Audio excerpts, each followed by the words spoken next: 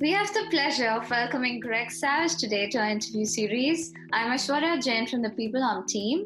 Before we begin, just a quick intro of peopleHum. peopleHum is an end-to-end, one-view integrated human capital management automation platform, the winner of the 2019 Global Cody Award for HCM that is specifically built for crafted employee experiences and the future of work with AI and automation technologies. We run the peopleHum blog and video channel, which receives upwards of 200,000 visitors a year and publish around 2 interviews with well-known names globally every month.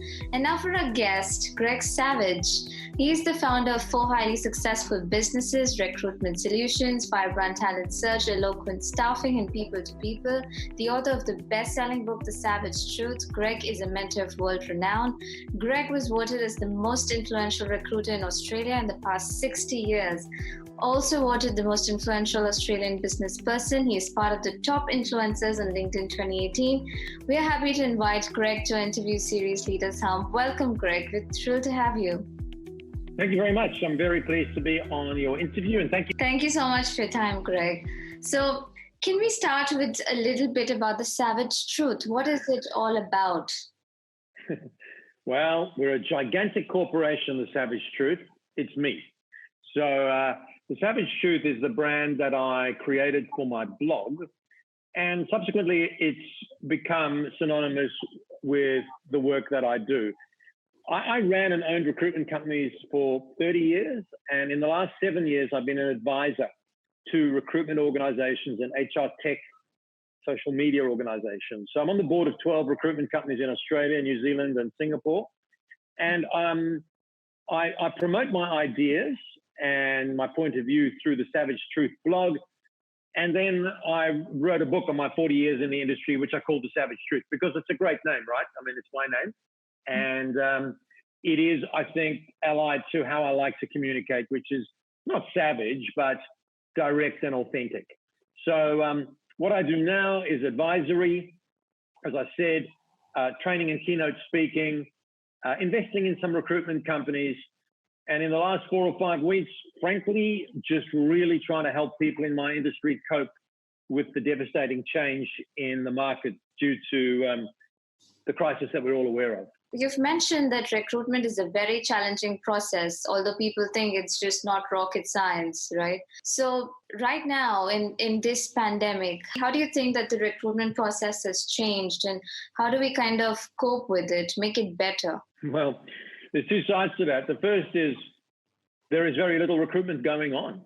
Mm-hmm. I mean, that is what's impacting the recruitment industry, the third-party recruitment industry, the agencies. Frankly, I've been through 4 or 5 recessions in my life, and I've not seen anything like this in terms of the speed in which things have changed, the fall-off in hiring, but also because most countries that I'm involved in, Australia, New Zealand, UK, at least 2 of those companies have legislated lockdowns. Well, they all have legislated lockdowns. So people cannot meet face-to-face. Therefore, one of the key dynamics of driving success in recruitment, which is the interview, etc., and the onboarding process, is extremely challenging to execute. In previous recessions, yes, there was an economic downturn, but you could still create an interview for a client and a candidate. You could still go and see your clients. Your candidate could still turn up and meet. So now we're having situations where clients are actually, and remember, I talk always from the agency perspective. So a client is the hiring company. Clients are actually hiring people they've never physically met and onboarding them, which is something we're all learning about. I mean, it's not new to interview someone on Skype, but it is new to have somebody start with your business and start paying them without ever having met them or anybody having met them. So it's creating a wide range of challenges. I mean, there are companies hiring, of course, and I can speak mainly from an Australian perspective, but I think it's global. You've got your grocery and food companies. You've got your health organizations, you've got your transport and logistics, and others who are actually quite busy. But most of the roles they're hiring are low-level, relatively menial roles. Mm-hmm. And those sorts of roles actually lend themselves to technological recruitment, right? Rather than more complex roles where you are looking at other factors other than purely the ability to execute the job. So we're going through a time of unprecedented change. I know I've given you a long answer. I'll sum it up by saying the main issue for the recruitment industry is a lack of hiring. Mm-hmm. The second issue for both recruitment industry and the end employer is how do we hire in an environment where we can't meet people?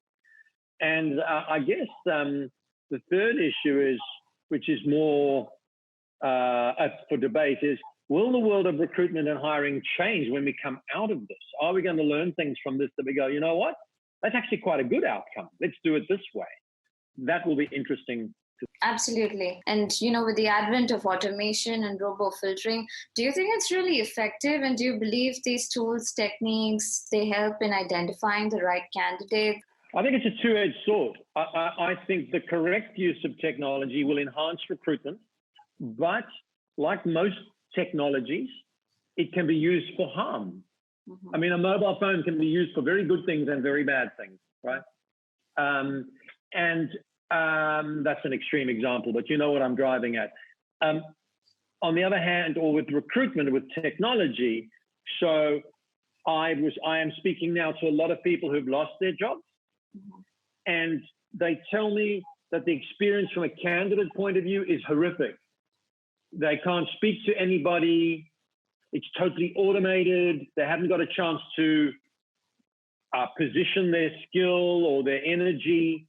Mm-hmm. And I think that is a tremendous problem. And I think anyone who thinks that you can automate the entire recruitment process with the technology we currently have is totally misguided and does not understand what recruitment is about. Recruitment is still an art. It's not a science yet. And that's because the variety of factors that go into making the hire are so complex, so nuanced, and so open to interpretation. Having said that, plenty of my clients, including companies I'm involved in, are using technology very effectively in a number of phases. So the early screening phase, it can be very helpful. If you've got 400 candidates applying for a job, you can use keyword matching and screening and resume passing type equipment, not equipment's the wrong word, but technology to at least draw it down to a long list, let us say, all right? I mean, clearly, if the job requires your ability to fly an aeroplane and you must have a pilot's license AB327, if the first answer to the question is, no, I don't have one, well, then that person cannot be considered. There's no nuance, okay? So there it's very, very helpful. Chatbots are very, very helpful. I mean, we've got to remember, sometimes the candidate wants to opt out if they just want to get 3 or 4 questions answered. Mm-hmm. So in screening, well, let's go back a step. In sourcing, great technology, algorithms are written that can help us find people. The concept of privacy is almost gone. People put all their stuff up on the internet. We can find people, and that becomes a technology issue. Recruiting them is a human issue, right? So I could find your name through digital search. I could find out a lot about your background. I bet you're on LinkedIn, and I could find data on you. But to connect with you, to get your trust, have a conversation with you, interview you, bring you to the hiring table is a human skill that no machine that we know about is going to be able to do, right? Because it involves trust and credibility and a whole lot of factors like that. So yes, sourcing, screening, even the early stages of assessment, there is technology that can help. There are video interviewing tools that are getting more effective. There are language assessment tools that are getting more effective.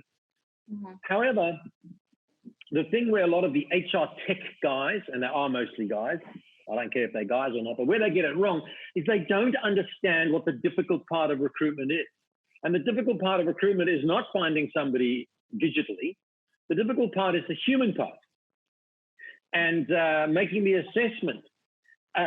If you think that recruitment is matching the keywords on a resume to the keywords on a job description, and if you think doing that at 100% accuracy means you've made a match, you are living in cloud cuckoo land because it is not necessarily the best person who matches the most keywords for the role and for the company at a certain moment in time, taking into account the leadership team, the other people in the team, the projects on the table, the dynamics in the marketplace. So again, a long answer to your very straightforward question. Automated techniques are important. They will play a role. A recruiter should embrace them, but smart recruiters will work out which is best to be automated and which is not. Mm-hmm. And that is where I think the danger of getting it wrong is. And that danger is you won't hire the best people.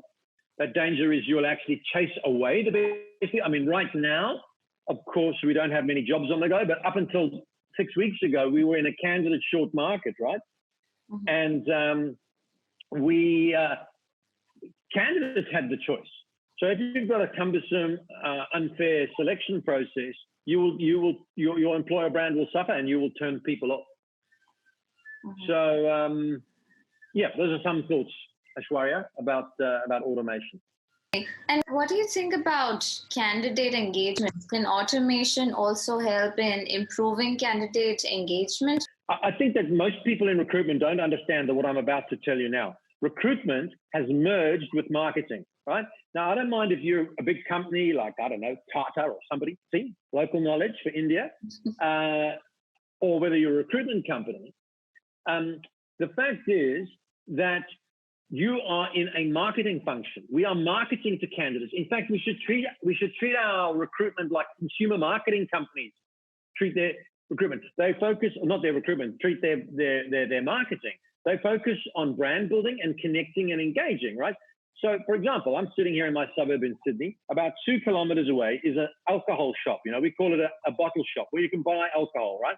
Mm-hmm. So they send me an email and they say, Mr. Savage, we think you've run out of red wine. And so I click on it because I always have. And they've got the specials of the week. I click on it. They've got my credit card from last time. I click. They deliver it this afternoon. So their automated marketing and engagement is better than 99% of recruitment functions. And there's 2 guys sitting in that bottle shop. They're about 17 years old. It's all automated, right? And I don't want to have a long conversation about wine because I know the wine I like. I just want to be able to get it. But if they hadn't sent me the email, I wouldn't have bought it because I would have been too busy or whatever, like the rest of us. So there is, I think what people need to understand is how the definition of a candidate has changed. We used to talk about language like active and passive candidates. It's nonsense. Everybody's active. It's just a matter of timing. Mm-hmm. You, Aishwarya, you will have another job sometime in the future. I don't know when. It could be tomorrow. You could be on a 3rd interview. I don't know. But if it's not tomorrow, it'll be in a year. So if I was looking to place people with your skills, I should be engaging with you now. I should be building up rapport with you now. I should be understanding your drivers now. So when the day comes that you move or want to move, you talk to me before you talk to anyone else. And that is that's what consumer marketers do. They tell us about their car or their washing powder, and they know we're not looking to buy it now, but they want us, when we come to the purchase, to think of them and have a relationship with them. So recruitment's merged with marketing. That's the biggest message. And engagement, a lot of it can be automated, right? It has to have the personal touch. And if you're going to automate it, you've got to be damn sure that you're not sending out inappropriate stuff to inappropriate people. You've got to look to have an ATS, a CRM that is A, intuitive, and B, keeps up with the way people's desire to interact with suppliers has changed, right? So, here's an example. Insurance company spends millions on technology.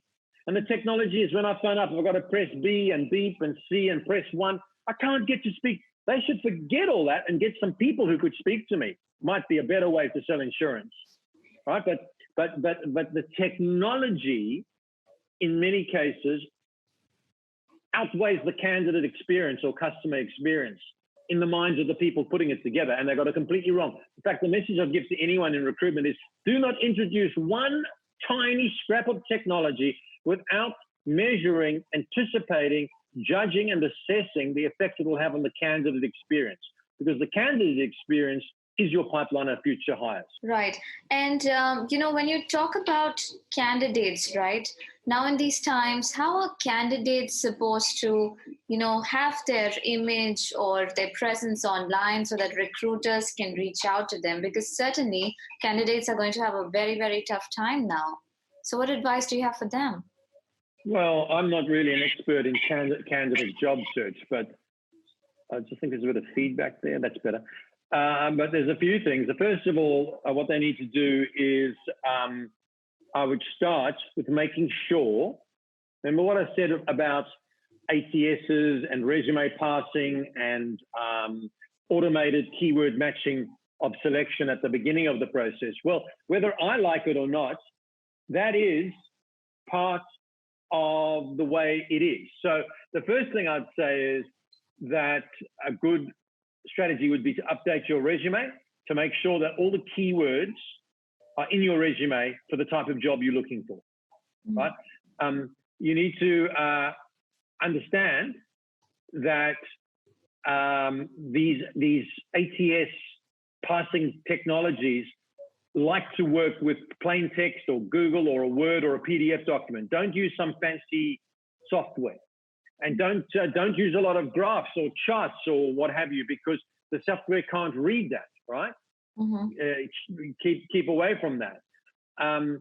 Customize your resume for the job that you're going for. I would say that's important. So get your resume right. That's the starting point. The second thing is build your online brand. If you haven't been doing that already, now's a good time to start. And I know that sounds like a scary thing to do. I'm a developer or an accountant. How do I build my online brand? But for a start, get your LinkedIn profile updated, right? Get your LinkedIn profile totally updated, and that includes a good picture of you, not a picture of you on your wedding day, not a picture of your little doggy or your daughter. Those are nice things for Facebook, but we need a picture of you. We need a heading describing what we do. And in the summary section on LinkedIn, you need a lot of keywords so people can find you. And then on your job history, don't just put January 2003 to November 2008, accountant at Tata. What the hell? Spell out what you did, details, list your accomplishments, list the outcomes, and then make sure you start connecting with the right people. If you're unemployed and you're looking, then that's a good time. Treat your job search as a job. Start at 8 o'clock, have a break at 10:30. I mean, I'm literally saying that, and start connecting with people. Yes, applying for jobs, but also connecting with recruiters, searching out companies where you know they hire people like you. In this environment, searching out companies that are in fact in hiring mode, and that will take a bit of research. But as we talked about earlier, there are companies that are hiring. In Australia, for example, there's a website I just saw today that somebody has put together every company in Australia of any size that's hiring. All the details are there, just one website. So it may not be available in every country, obviously. You might have to do it a little bit more manually, but focus on that. It's very hard to sit here like smugly like me telling somebody how they should try and find a job in an environment like this. These are just some generic helping points that I hope do help, but I don't position myself as an expert in job search in what is the most bizarre economic downturn I've seen in 40 years.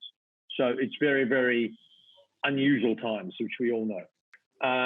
Use all your connections you've got. People you used to work with, people you know in roles, even your university and school friends who are now in roles, recruiters you've engaged with over the years. It's now time to reach out to those people. And hopefully you've treated them well over the years, because now's the time that your goodwill equity is tested. But I would do that. I would build my profile on LinkedIn. I would make sure that my resume was optimized to get through the ATS system. And when we talk about, a little about the future, right? There's so much talk about gig economy. It's gaining more prevalence. There are millennials in the mix now. Now, how does this impact recruitment? Because it would be different from how you recruited a long, long time ago. So how does this impact recruitment and even workplaces? First of all, it is not the millennial workforce that's driving the gig economy. That is a fallacy. It is technology and corporates looking to lower their costs. Frankly, after this crisis, there are going to be a lot of millennials who'll give their right arm to have a permanent, stable job. Right? They will not be, there's a lot of these differences that people talk about, generational differences, are hyped up by people who write about it. in actual fact, some of the loyal, most hardworking people I've met in 40 years in this industry are 25 to 30 years old. So I don't really think we need to look at it from that point of view. It's economic and tech factors, right? Companies like Uber and others that are driving the use of contractors to keep their costs down so they can shift the liability from their company to the worker. That's what's happening, right? They don't have to pay holiday pay and so on for contract workers in every country has different laws and so on. But and there's an arbitrage too. And what I mean by that is, if I'm a digital designer and I'm sitting in Australia where my work is $100 an hour, and I can get someone in a low-paying country who can do the same work for $20 an hour for me, and then I can on-sell it to my clients at my rate, there's an arbitrage, there's a margin. And this is what's driving the gig work, right? And also the fact that companies want to get the cost of permanent staff off their P&Ls and the liability associated with hiring people in most countries. And so we're seeing that people can scale up and scale down their workforces. And I think that yes, that will continue. I'm not a futurist, but when I see futurists predicting that 80% of the workforce will be gig in 5 years, I don't actually believe that. I think there is still a drive from people for security. And if there's a talent shortage, then the boot is a little bit on the foot of the candidate. And if a client needs those skills, they might have to hire them permanently. So I think there still will be, permanent roles. Although I will say that as we emerge from whatever, I'm not sure exactly what the status is in India right now, right? But in this country, it is like the zombie apocalypse. There's no one on the streets, right? There's no one going to work. In New Zealand over there, they have a mandatory lockdown. We know what's going on in Europe. Now, if this goes on for 3 or 6 months or longer, I don't know what kind of work world we will then emerge into or create that comes out of that. Certainly the number of people who are working from home now, the technologies that are being ramped up to allow people to work from home, I think the jury is still out whether that means when we can go back, whether everyone will say, hey, we don't need to go back, we love working from home, or whether both employees and companies will say, we did it because we had to, but it was shit, we need you back in the office. I don't know. I think we'll wait and see. I think it depends on a number of factors, including the actual job being done, right? So the job you're doing clearly can be done from your desk, right? But there are other jobs, and recruitment might be one of them, where we need to actually see people face to face. And maybe in recruitment agencies, which is a different environment to a corporate, there is a teamwork collaboration factor that might need more. I don't know. I think people are going to learn a lot in the next 3 months. And I do think though careers will become more project based, less linear, like climbing the ladder. And I think people will move around in their jobs, will move project to project. Even if you are permanently employed, I think you will move from project to project. I think companies will use their skills. Like your job might be accountant, but if you're needed on the data analysis for the marketing team, you'll go there. And if you needed to do the P&L, you'll go there. And so that will affect the type of skills we're looking to hire for both contract, gig, if you like, and permanent positions. I think there'll be a new focus on what we've tended to call intrinsic or soft skills. I think they'll come into focus more. For example, collaboration, flexibility, fast response time, ability to work on multiple projects, communicate, team working skills, innovation, lack of ego. You might find that you're a 50-year-old, but on this project, you're reporting to a 25-year-old because that 25-year-old is an expert in mobile interface technologies. You've got good stuff to bring, but you're going to report to him because that's how it is. And that used to be a stumbling block. I'm not reporting to a 25-year-old. Forget that. I think it's projects and people are going to be. So we need people who have that lack of ego in that sense. And that, in a long-winded way, plays into what your initial question was. That's going to influence recruitment. And those sorts of competencies or attributes, to my knowledge, cannot be worked out by a machine. So recruitment is still an art. There will be changes, and I think a lot of recruiters who don't adapt will not last because there will be changes. But I don't think that the recruitment industry, by that I mean, as I said, agencies, are under any, they're under threat now just for pure economic factors. If there's no hiring, you don't have a business model. But they're not under threat from technology in any existential way, because the technology will take the drudgery, the hack work, the logistics work, but it won't take the influencing, the counseling, the consulting, the process, the brand building. I mean, I reckon that recruiters will end up acting as agents for their talent. Like a football star has an agent, or a movie star has an agent. They only have one agent who represents them to the best gigs. That's where we're heading in recruitment. I think time will definitely tell us. So, Greg, if I ask you, what has been the most challenging aspect of your career, and something that you've wanted to change real bad, but you keep seeing the same thing again and again. So what's been your most, I'd say, the highlight of your career as a challenge? Again, and remember, I'm an agency guy, I'm not an HR guy.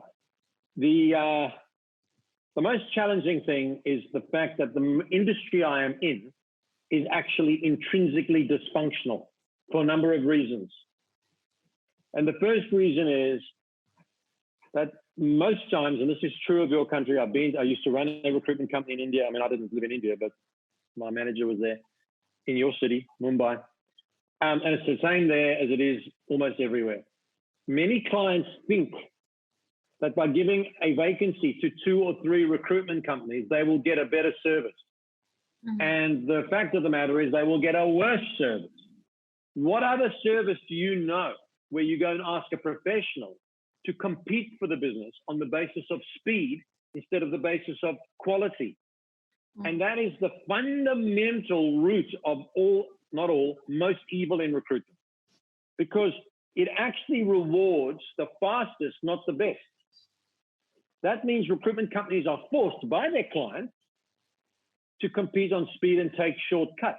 And that means that most recruitment companies get paid for about 20 to 25% of the work they do, right? So most recruitment companies are filling 1 job out of 4 or 5. That means they're getting paid for 20 to 25% of the work they do. That means 75% of their time is wasted. As a result, recruitment companies have to put their fees up to compensate for all their work they do, they're unpaid. And it's all driven by clients mm-hmm. who perpetuate this dysfunctional business model. And the biggest losers of all, apart from everyone loses, by the way, clients lose because they get a worse service. And the irony is, the client gets a bad service because they ask 3 or 4 recruitment companies to compete. Do you know how they respond? They call more recruitment companies and they make it worse.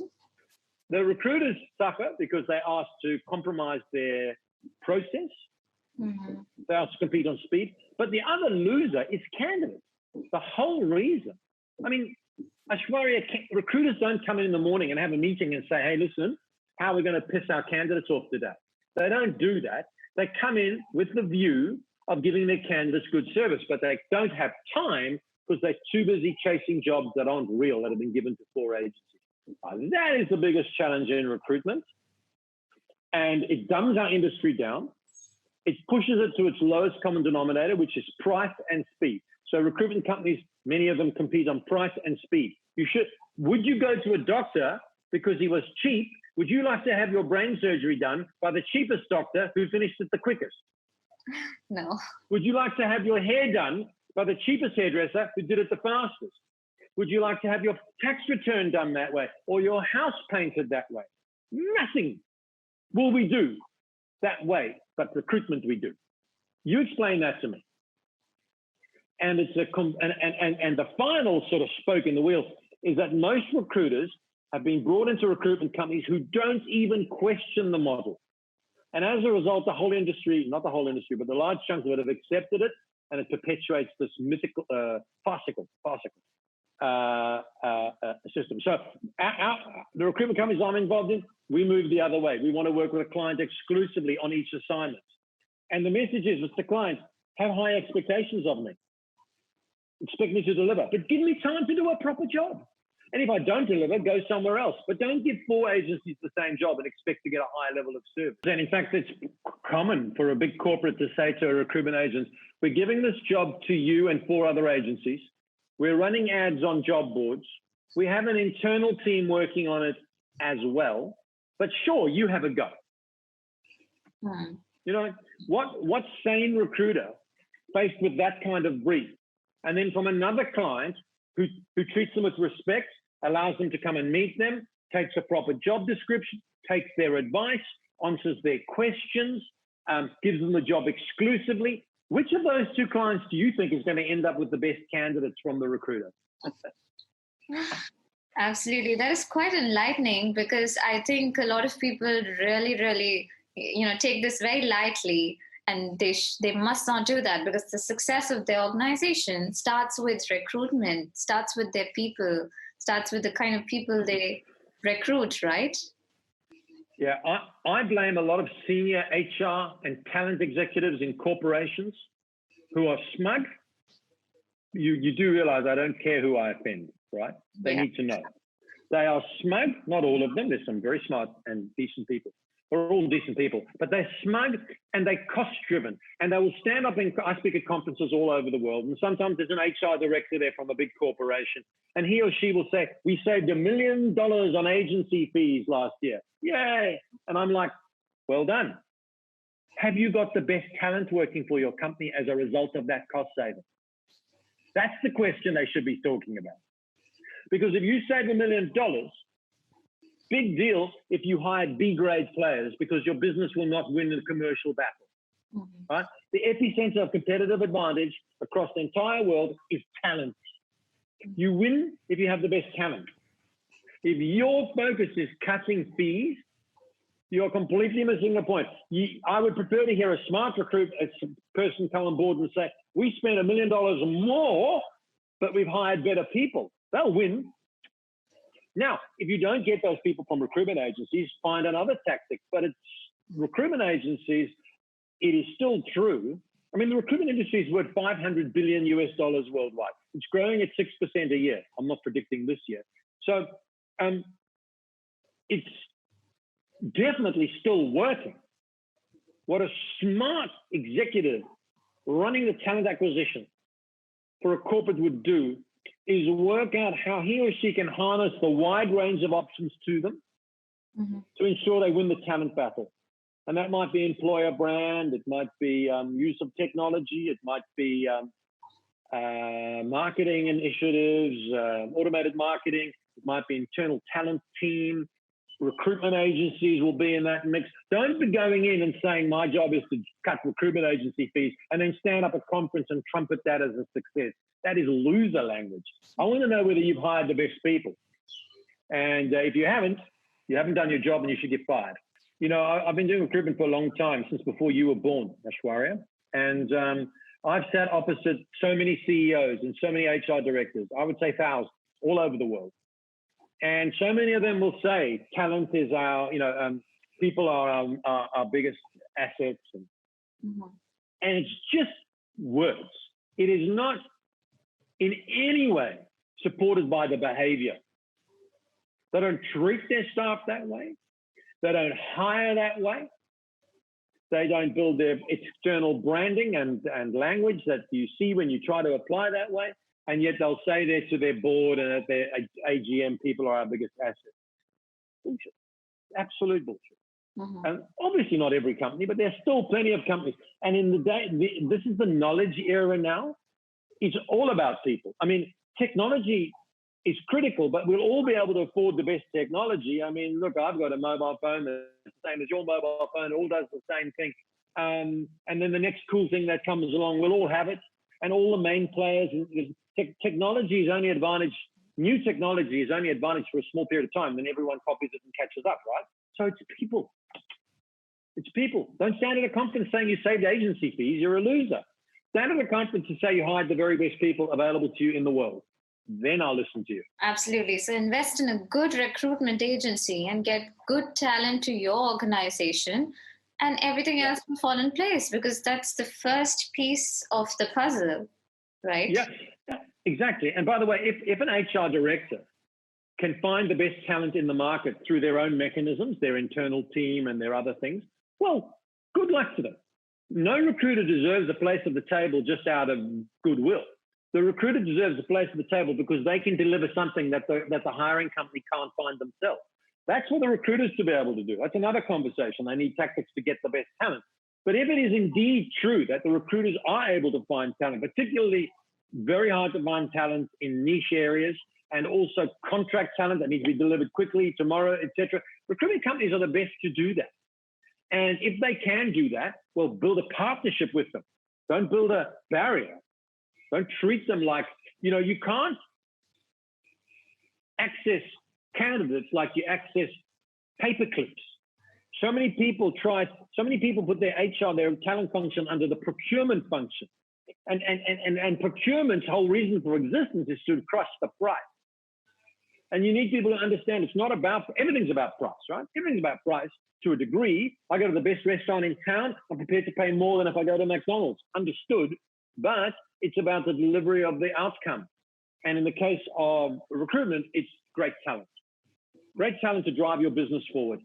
That's what it's about. And if you have to pay some agency fee, get a good agency, work with them, have high expectations of them, pay them respect, keep them informed, take their advice, and keep them as your agency.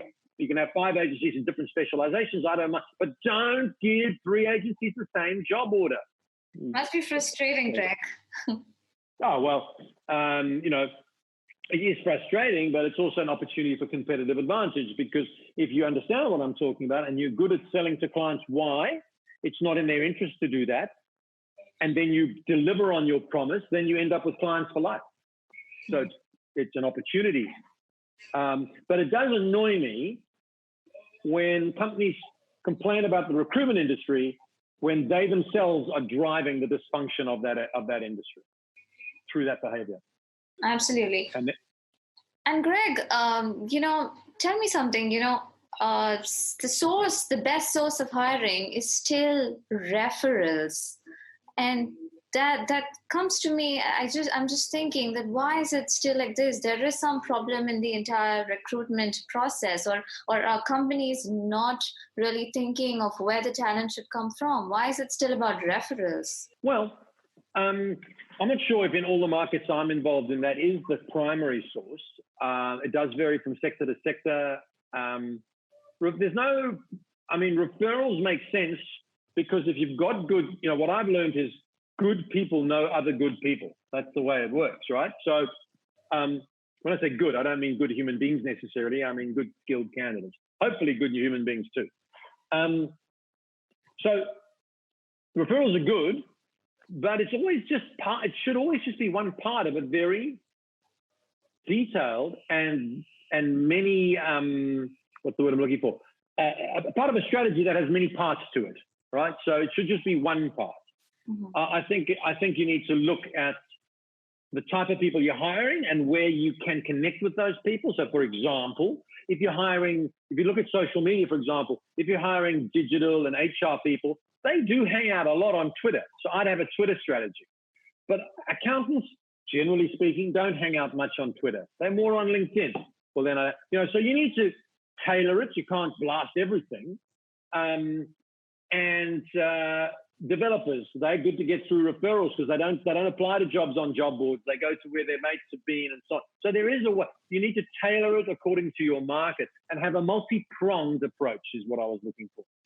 Job boards still play a role, but they're becoming increasingly ineffective, right? They're becoming increasingly ineffective. Again, the period we're in now for the last 2 months and the next how many with this coronavirus thing, this is a period that is unique and therefore all rules are off. It's changed. But until recently, if you were looking for highly skilled people in high demand areas, you will not get a response from a job board to those people. Mm-hmm. In the Australian context, a legal, a paralegal, a developer. You won't get, you've got to have other much more innovative methodologies to find, connect with, engage with, and attract those people. right? If you're looking for call center people, maybe a job center thing, maybe a job board works. I don't know, but it does vary from place to place. Yeah, I agree with you. I think even in India, job boards, they just don't evolve. They're still the same as they were about 10 years ago, and they give no results whatsoever. It's just useless. Well, I think a lot of job boards will die. I mean, there are other more innovative job boards. In Australia, we have a company called Seek that is by far the market leader. And they are evolving their job board to be actually more like a talent database, like Seek. I mean, like LinkedIn, I should say. And you pay to access this database. And so they have recognized the writing on the wall that the job board has probably had its heyday, and they're evolving. But a lot of others are not evolving at all. They're just classified adverts on the internet, and that is not going to cope with the way recruiting has changed. Absolutely. I think it has to evolve or it's just going to die out. So, Greg, just for the last leg of the interview, if you have any other important sound bites that you'd like to leave our viewers with. Well, I think people need to go back to some really, really basic things. I'll give you two things. Number one, whenever you hire somebody for your company, go through the process, do your due diligence. But just before you make an offer, ask yourself, if I hire this person, will they raise the average of my company? In other words, will my company be better because this person, a tiny, tiny bit better because this person's joining? Better at what? Energy, ethics, customer service, whatever the things are that are important to your company. If we hire this person, does she make our company better? Because if you don't, and the answer is no, then you are hiring somebody with the express intent of making your company a little bit shitter. Now, why would you do that? Right? But people do that all the time. They say, oh, look, best we can find, she'll be all right. And I say, does she raise the average? They go, no, it's going to drop the average. Well, why would you hire somebody? Why would you, as an executive, make a decision that actually categorically says, I'm going to make my company worse from the day she starts or he starts? Now, there's no science behind that, but it's a good check. And the second thing is, people still treat recruitment as a reactive process. Oh, my goodness, Ashira has resigned. Let's try and find somebody. If there's any owner of any sort of company here listening to this, let me tell you, you are going to have resignations. People are going to leave. There's the news. Start recruiting now, even if you're not hiring. You should always be recruiting. You should always be talking. I say to owners of recruitment companies, you should have 100 cups of coffee a year with potential recruits. What? That's too much work. It's 2 coffees a week, for Christ's sake. So you know you're going to need good recruiters. You know they're hard to find. You know somebody's going to leave, get pregnant, resign.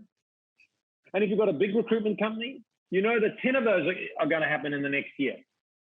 So don't wait until they leave to recruit. Be recruiting ahead of the curve. That's a big tip, easy to understand, hard to do.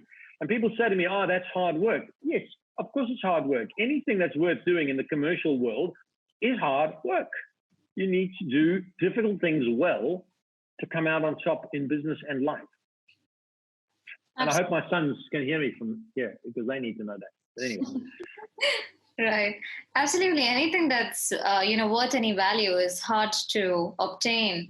And, we need to treat this part of the segment of recruitment, really, really with respect and actually make the recruitment process better. And I think that's a great message for our viewers as well. And thank you so much for, really taking out the time. I actually had a very engaging conversation with you. And it was a pleasure talking to you, Greg, really. That's great. Thank you.